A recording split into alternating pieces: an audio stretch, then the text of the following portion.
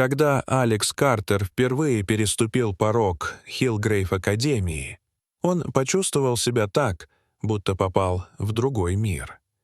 Мраморные колонны, ухоженные аллеи, роскошные спортивные площадки — все здесь говорило о богатстве и статусе. Даже воздух казался иным, словно очищенным от повседневных забот. Дети, одетые в дизайнерские костюмы с новейшими смартфонами в руках, беззаботно смеялись, будто не знали ни одной проблемы. Он же, парень из простой семьи, где мать работала по ночам медсестрой, ощущал каждую деталь как напоминание о своем неподходящем происхождении.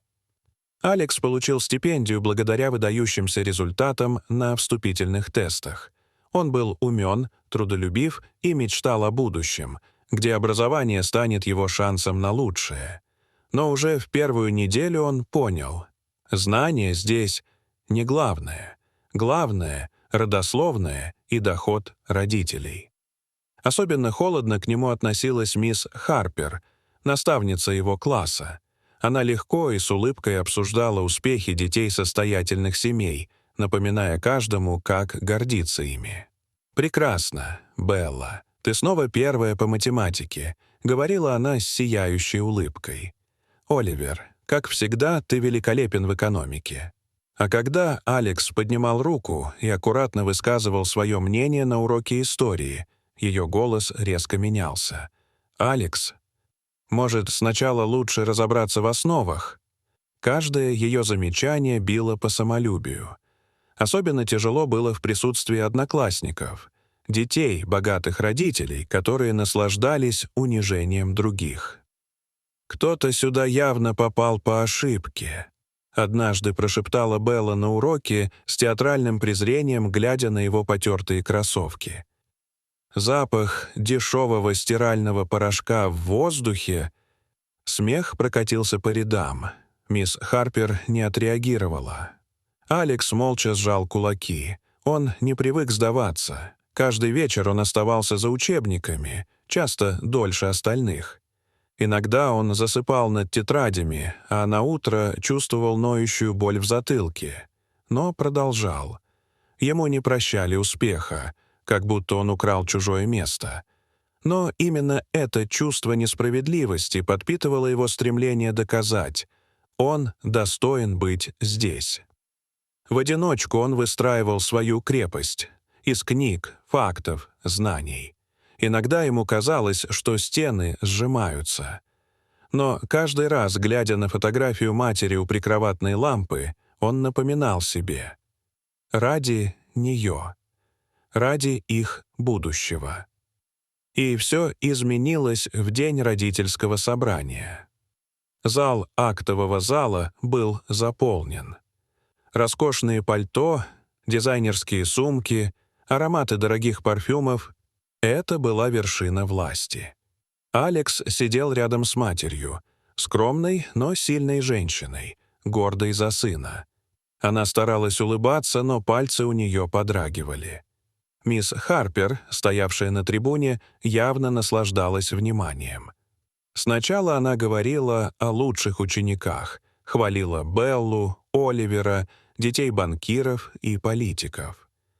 А затем, драматически сделав паузу, она повернулась в сторону Алекса. «И, наконец, Алекс Картер», — сказала она с нажимом на имя, — «наш особенный ученик, попавший в Академию по стипендиальной программе. Конечно, мы стремимся к инклюзивности, но, к сожалению, не все адаптируются. Возможно, подобным студентам стоит рассмотреть школы, более подходящие их уровню». Шепот, ехидные взгляды, сдержанный смех. Мать Алекса дрожала от напряжения. Сам Алекс чувствовал, как горит его лицо, будто его поставили в центр зала под прожектор унижения. Он сжал зубы, но в груди что-то ломалось. И тут распахнулись двери, и в зал вошел директор академии, мистер Лоуренс. Обычно он не посещал такие мероприятия. Его появление было неожиданным и мгновенно остудило шум. «Мисс Харпер, думаю, мне стоит завершить эту встречу. — произнес он ровным, но властным голосом. «Сегодня пора открыть некоторую правду, которую вы, похоже, упустили». Он встал перед родителями, взглядом охватывая всю аудиторию, и сказал: «Вы все знаете Алекса, как просто умного и прилежного ученика, но вы не знаете, кто его отец». Мгновенное напряжение повисло в зале. Отец Алекса — один из крупнейших анонимных благотворителей Хиллгрейв Академии. Именно его пожертвования помогли нам создать лаборатории, библиотеку, фонд поддержки талантливых студентов. Он сам когда-то прошел путь, похожий на путь своего сына, и решил, что будущее школы должно быть доступным не только детям миллионеров, — сказал мистер Лоуренс. Белла уронила телефон. Оливер молча отвернулся. Мисс Харпер побледнела. Он просил сохранить анонимность. Не ради престижа, а чтобы сын был оценен за знания, а не за связи, — продолжил мистер Лоуренс. И что мы сделали? Мы позволили предрассудкам унизить ученика. Мы провалили урок, который должны были дать. Ценность человека определяется не богатством, а усилием. Наступила гнетущая тишина. Миссис Картер молча вытерла слезу. Алекс сидел пораженный. Он не знал, что его отец, которого он считал простым рабочим, все это время был скрытым благодетелем этой школы.